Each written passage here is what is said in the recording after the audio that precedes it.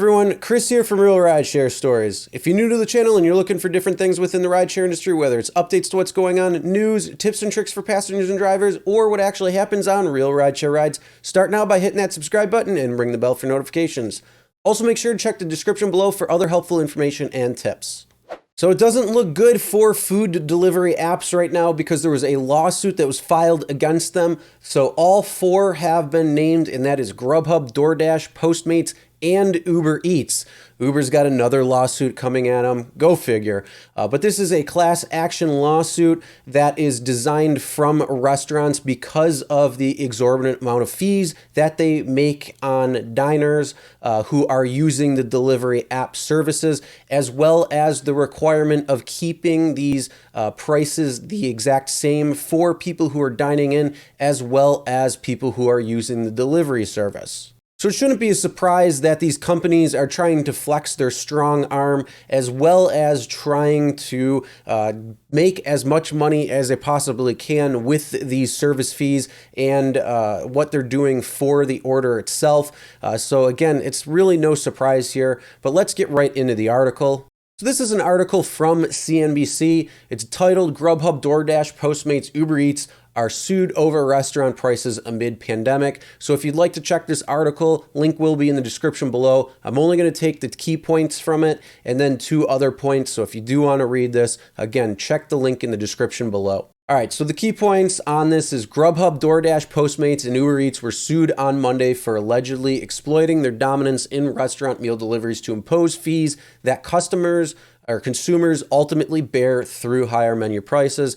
And in a proposed class action filed in Manhattan federal court, 3 consumers said the defendants violated U.S. antitrust law by requiring that restaurants change delivery customers and dining customers the same price, while imposing exorbitant fees of 10 to 40% of revenue to process delivery orders, also known as the service charge.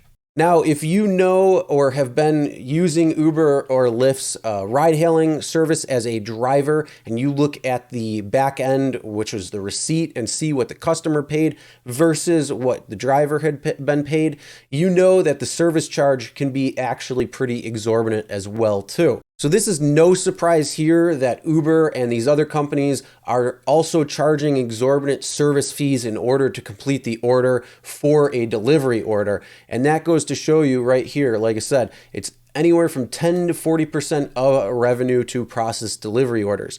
And if you have not known this or you didn't know this when it comes to restaurants, it is actually hard to make a profit there.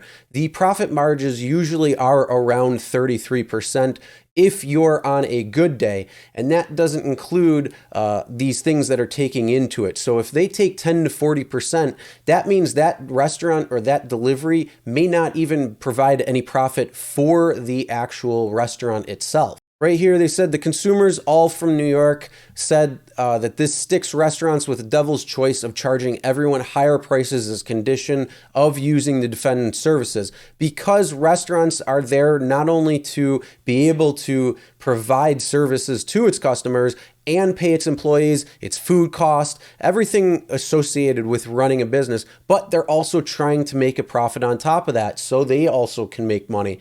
And because they aren't able to get a profit, that means they're going to have to charge the people who are dining in more money because of these higher service fees, which could be 10 to 40%. And they said that this is going to make it harder on them themselves during this pandemic as well, too, because it's harder to keep tables full even before the pandemic wiped it out, because they had to charge higher prices in order to still continue operating with a profit because of that requirement, and because now most dining in restaurants has been wiped out, so most people are using these services to get food because they still want something made from a restaurant or trying to support local restaurants, which is a nice thing. But again, when they're using 10 to 40%, that means they're wiping out profit for that restaurant and sometimes even eating into a cost. And then going down, the lawsuit seeking triple damages, including overcharges, since April 14, 2016, for dine-in delivery customers in the U.S. at restaurants using the defendant's delivery apps.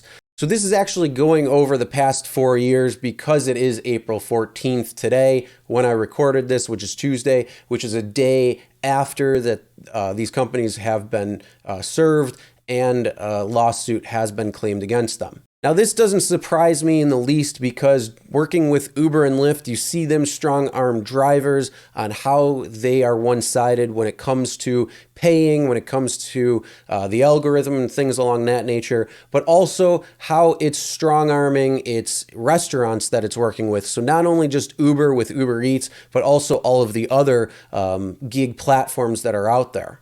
Now, what are your thoughts in this? Do you think this will be reflective coming towards restaurants? And do you see this playing into something that maybe drivers could use down the road as a potential lawsuit or something against them in another class action lawsuit? Yes, I understand that they have this arbitration process and all that thing, but what are your thoughts? What are your opinions? Comment below and let me know. That's the end of the video. Make sure to subscribe and ring the bell for notifications so you'll be notified every time a new video is uploaded. And as always, never drink and drive. Always tip your drivers, your delivery drivers, and your shoppers. And we'll see you next time.